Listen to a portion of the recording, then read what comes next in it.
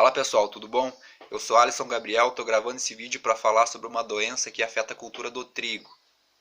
A gente está se encaminhando aí para o estágio final da cultura na nossa região e a gente observa que não teve uma incidência significativa da doença. Esse foi o motivo de eu ter escolhido o assunto para abordar no vídeo e a gente vai tentar entender aqui um pouco da dinâmica por trás do porquê, né, que alguns anos ocorre e outros anos não ocorre a doença. Essa doença é a Gibberella e inclusive ela vai estar ligada, né, à presença de micotoxinas no grão.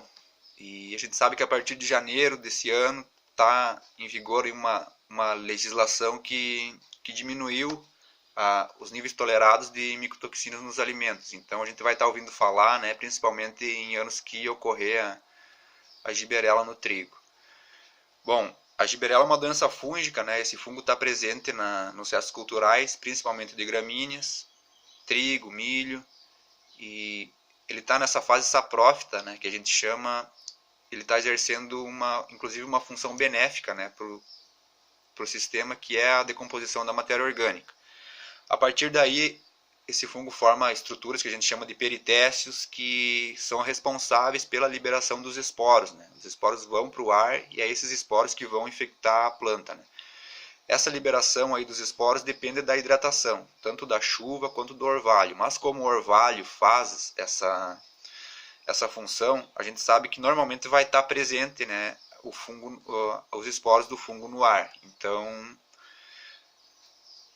tem fonte de inóculo, né? A gente sabe que tem fonte de inóculo. Mas, para ocorrer a doença, precisa de mais três variáveis aqui, que eu vou citar para vocês. Bom, a primeira delas é o florescimento do trigo, né? Precisa estar na fase de floração, que é exatamente onde o fungo vai afetar a planta, que é na flor, né? Na espiga.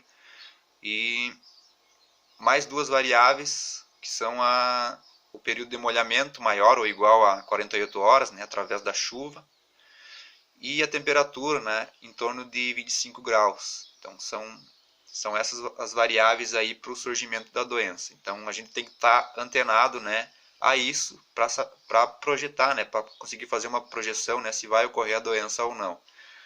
Por isso que os técnicos da Embrapa, né, deram um diagnóstico que não era um ano favorável ao surgimento da doença no trigo na nossa região, né, exatamente por não ter essas condições, né. Até teve chuva em algumas lavouras, né, pegou o período de florescimento, mas acredito eu que pela questão da temperatura, né, estava um pouco mais frio, né, na época, e acredito que isso influenciou, né, no não aparecimento da doença nas espigas de trigo.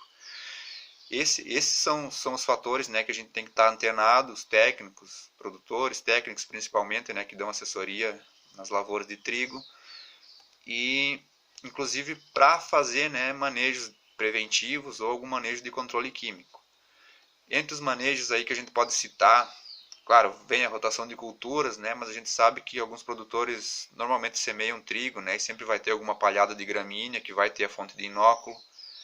A rotação de culturas ajuda sim, mas em produtores que semeiam trigo todo ano, a gente pode dar também um método aí de controle, que é o escalonamento, né, da sua semeadura, né? Alternar um pouco aí, semear algumas lavouras em datas diferentes, né, para tentar escapar dessas variáveis, né? Alguma lavoura sempre vai escapar dessas variáveis aí, vai pegar a chuva de 48 horas com a temperatura alta e o trigo vai acabar não estando nesse estágio de florescimento. Então, esse é um dos métodos de controle. Outro método de controle é o controle químico. A gente tem que estar antenado, né, para tentar fazer antes do fungo infectar a flor, né, que depois não tem um controle eficiente, não tem um produto aí sistêmico que vai fazer um controle eficiente. Então, sempre estar antenado aí a previsão do tempo, né, principalmente para saber se vai ter temperatura e período de molhamento favorável ao fungo.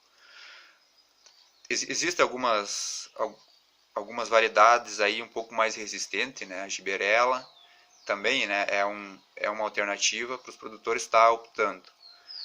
Mas são essas variáveis, né, que a gente tem que estar atento e para não perder produtividade e para não perder qualidade do trigo, né? próximos anos aí a gente vai estar ouvindo falar bastante, né, dos níveis de micotoxina nos alimentos, e essas são as variáveis aí que a gente pode observar, né, para a giberela no trigo. Bom, espero que tenham gostado do vídeo aí, pessoal. Muito obrigado.